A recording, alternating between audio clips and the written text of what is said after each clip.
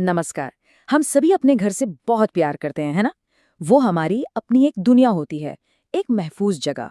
पर कभी सोचा है कि हमारे घर की दीवारें, खिड़कियां, यहाँ तक कि मेन दरवाजे की दिशा भी हमारी सफलता और खुशी पर गुपचुप तरीके से असर डाल सकती है? नहीं नहीं, ये कोई जादू टोना नहीं है। ये एक बहुत पुराना भारतीय विज्ञान है जिसे वास्तुशास्त्र कहते हैं। आज हम इसी कमाल के ज्ञान के रहस्यों से पर्दा उठाएंगे और देखेंगे कि कैसे हमारा घर हमारी किस्मत को एक नया मोड़ दे सकता है। तो चलिए इस दिलचस्प सफर पर निकलते हैं। तो आज हम क्या-क्या जानने वाले हैं? देखिए, सबसे पहले तो हम उन आम परेशानियों पर नजर डालेंगे। हो सकता है इनमें से कुछ आपको जानी पहचानी लगें, जिन्हें वास्तुशास्त्र सुलझाने का दावा करता है। फिर हम ये समझेंगे कि आखिर ये वास्तुशास्त्र है क्या, और देखेंगे कि ये सोच सिर्फ भारत में ही नहीं बल्कि पूरी दुनिया में फैली हुई है। इसके बाद हम आएंगे बिल्कुल प्रैक्टिकल बातों पर, घर बनाने की प्लानिंग और कंस्ट्रक्शन के कुछ जरूरी उसूलों पर। और आखिर में इन सब बातों को जोड़कर देखेंगे कि ये सब हमारे असली मकसद यानी सुख, शांति और समृद्धि से कैसे जुड़ा है। तो चलिए शुरुआत करते हैं सबसे पहले और सबसे बड़े सवाल से। आखिर कभी-कभी सब कुछ गलत क्यों होने लगता है? किसी भी हल को ढूंढने से पहले प्रॉब्लम की जड़ तक पहुंचना जरूरी होता है ना? तो ये पहला सेक्शन उन्हीं अदृश्य रुकावटों के बारे में है जिनका हम में से कई लोग अपनी जिंदगी में सामना करते हैं और हमें पता भी नहीं चलता कि ये सब हो क्यों रहा है।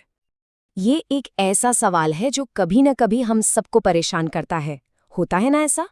आप किसी प्रमोशन के लिए महीनों तक दिन रात एक कर देते हैं, सब कुछ सही करते हैं, पर ऐन मौके पर वो किसी और को मिल जाता है।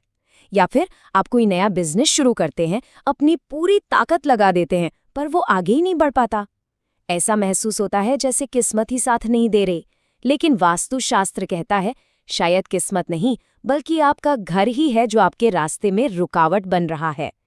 चलिए कुछ आम हालातों पर गौर करते हैं, जैसे खूब मेहनत करने के बाद भी पैसों की तंगी बनी रहती है, या हाथ में आया हुआ मौका फिसल जाता है, या फिर एक ही छत के नीचे रहते हुए भी घर के लोगों में रोज-रोज के झगड़े और तनाव का माहौल, जहां शांति तो बस एक ख्वाब लगती है।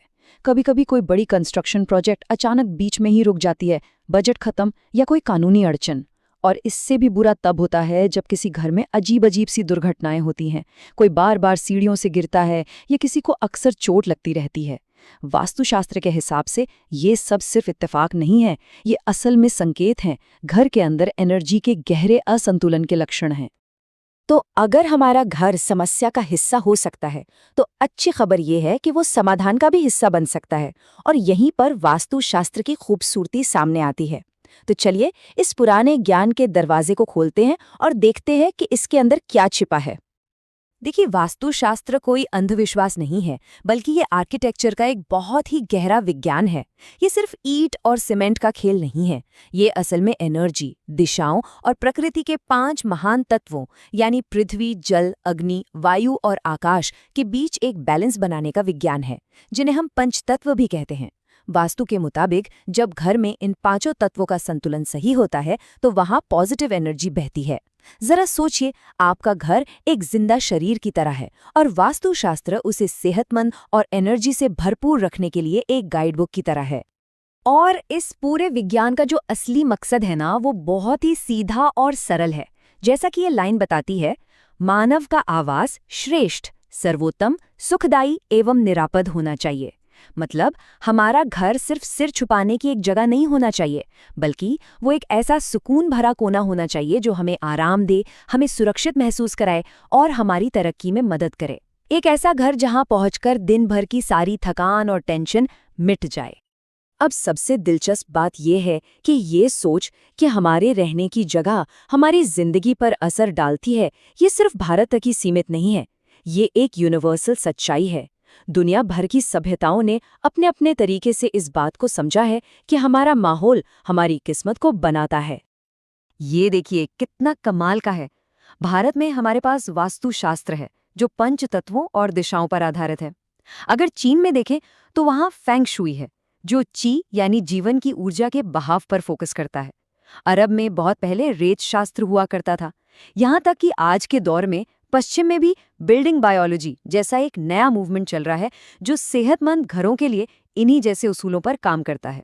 तो नाम भले ही अलग हों, तरीके अलग हों, लेकिन जो मूल विचार है वो एक ही है। हमारा आसपास का माहौल बहुत ज़्यादा मायने रखता है। तो चलिए अब थियरी से निकलकर प्रैक्टिकल दुनिया में आते हैं।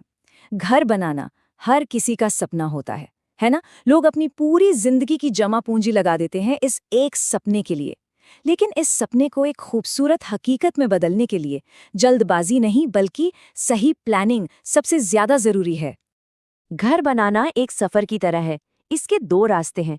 एक रास्ता है सोच समझकर पूरी प्लानिंग के साथ आगे बढ़ने का। इसमें शुरू में शायद थोड़ी ज्यादा मेहनत लगती है, पर इसका अंजाम एक खूबसूरत और सुकून भरा घर होता है। और दूसरा रास्ता है जल्दबाजी का, जो आगे चलकर अक्सर विवादों, परेशानियों और बेकार के खर्चों का घर बन जाता है। एक ऐसा घर जो महल कम और मुसीबत ज्यादा लगता है। तो इस सफलता के ब्लूप्रिंट में क्या क्या होना चाहिए? कुछ चीजें हैं जिन पे कोई समझौता नहीं हो सकता। पहला, लोकेशन। अपने काम की जगह के पास जमीन चुनें, यह आपको जिंदगी भर के ट्रैफिक और सिरदर्द से बचाएगा। दूसरा, पूरी जांच पड़ताल करें। अगर आप किसी बिल्डर से घर खरीद रहे हैं तो उसकी साख्ते बारे में गहराई से पता लगाएं। तीसरा, और ये बहुत ही जरूरी है, कंस्ट्रक्शन शुरू होने से पहले अपने घर का नक्शा फाइनल कर लें। बीच में बदलाव करने से आपका बजट और मानसिक शांति दोनों ही बिगड़ जाएंगे। और आखिर में, पानी का इंतजाम। बिना पानी के कंस्ट्रक्शन नहीं हो सकता, तो पक्का करें कि आपके पास एक भरोसेमंद स्रोत हो। ठीक है, तो प्लानिंग हो गई। अब बारी आती है असल काम की, कंस्ट्रक्शन की। और यहाँ भी कुछ ऐसे बुनियादी पर बहुत जरूरी सिद्धांत हैं जो एक मजबूत और सेहतमंद घर की नींव रखते हैं। कहते हैं ना, नींव मजबूत तो इमारत मजबूत। बिल्कुल वही बात है।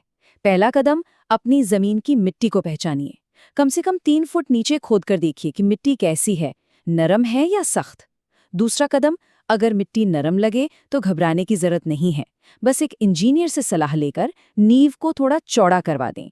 इससे घर का वजन ज्यादा एरिया में फैलेगा और इमारत चट्टान की तरह मजबूत बनेगी। और तीसरा कदम, दीमक से बचाओ। नींव भरने से ठीक पहले एक अच्छा दीमक रोधी कीटनाशक जरूर इस्तेमाल करें। यकीन मानिए, ये एक छोटा सा कदम आपको भविष्य के एक बहुत बड़े और महंगे सिरदर्द से बचाएगा। अब एक सुनहरा नियम है, एक नंबर जो हमेशा याद रखना है। 1.5 फुट यानी 1.5 फीट। आपके घर का फर्श हमेशा सड़क के लेवल से कम 1.5 फुट ऊंचा होना चाहिए। आप पूछेंगे क्यों? वजह बहुत आसान है, ताकि जब जोरदार बारिश हो तो सड़क का सारा पानी और कीचड़ आपके लिविंग रूम में नहीं बल्कि कहीं और बह जाए। ये आपके घर को सूखा, साफ और बीमारियों से दूर रखेगा। और उसी लेवल पर एक और सुरक्षा कवच लगाना जरूरी है, जिसे कहते हैं DPC यानी डैम्प प्रूफ कोर्स। ये एक वाटरप्रूफ लेयर होती है जो जमीन की नमी को ऊपर दीवारों में चढ़ने से रोकती है। आपने देखा होगा ना, कुछ घरों में दीवारों से पपड़ी उतरती रहती है, सीलन बनी रहती है। वो अक्सर इसी DPC के ना होने की वजह से होता है। ये ना सिर्फ देखने में बुरा लगता है, बल्कि इससे घर के लोगों की सेहत पर भी बुरा असर पड़ सकता है। ये एक छोटी सी डिटेल है, पर फर्क बहुत बड़ा डालती है। ठीक है, तो नींव मजबूत है, दीवारें खड़ी हो गईं। अब आता है मजेदार हिस्सा, घर के अंदर के माहौल को डिजाइन करना। प्रकृति को अपना साथी बनाइए। घर को ऐसे बनवाएं कि सर्दियों में सूरज की गर्मी और गर्मियों में ठंडी हवा अंदर आए। खिड़कियां ऐसी जगह लगाएं जहां से ताजी हवा का आना जाना बना रहे। रसोई और बेडरूम पर खास ध्यान दें, ये घर का दिल और आत्मा होते हैं। उन्हें खुला खुला, रोशन और हवादार बनाएं। और अंत में एक बहुत ही समझदारी की सलाह, घर अपनी जरूरतों के लिए बनाएं, दिखावे के लिए नहीं। एक बहुत बड़ा खाली घर मेंटेन करना एक सिरदर्द है, जबकि एक आरामदायक और काम का घर एक जन्नत जैसा होता है। तो इन सभी तकनीकी बातों, प्लानिंग और सिद्धांतों को मानने का आखिर मकसद क्या है? हम ये सब क्यों कर रहे हैं? इन सवालों का जवाब हमारी जिंदगी के सबसे बड़े लक्ष्यों में छिपा है, उन चीजों में जिन्हें हम सब हासिल करना चाहते हैं। आखिर में सारी बात आकर यहीं रुकती है, सुख, शांति और समृद्धि। वास्तुशास्त्र हमें यही सिखाता है कि हमारा घर सिर्फ एक खर्चा नहीं है, ये हमारी भलाई में किया गया सबसे जरूरी निवेशों में से एक है। जब आप एक ऐसा घर बनाते हैं जो प्रकृति और ब्रह्मांड की ऊर्जाओं के साथ तालमेल में हो, तो आप एक ऐसा माहौल बनाते हैं जहां आपका परिवार आगे बढ़ सकता है, फल फूल सकता है। ये एक ऐसा निवेश है जिसका रिटर्न पैसों से कहीं ज्यादा है। ये जिंदगी भर की खुशी और सुकून का मुनाफा देता है। तो जैसे ही हम इस चर्चा को खत्म कर रहे हैं, मैं आपके लिए बस एक सवाल छोड़ना चाहता हूँ। आज रात जब घर जाएं, तो एक पल के लिए रुकिएगा। दरवाजे पर खड़े होकर सच में अपने आसपास देखिए और खुद से पूछिए, क्या ये जगह मुझे मेरे बड़े सपनों को पूरा करने में मदद कर रही है? क्या ये मुझे एनर्जी और प्रेरणा से भर देती है, या क्या ये अनजाने में मुझे पीछे खींच रही है? आपका घर आपकी सफलता के लिए एक लॉन्च पैड भी हो सकता है और आपके रास्ते में एक अदृश्य बाधा भी। ये कौन सा है, इस पर जरूर सोचिएगा।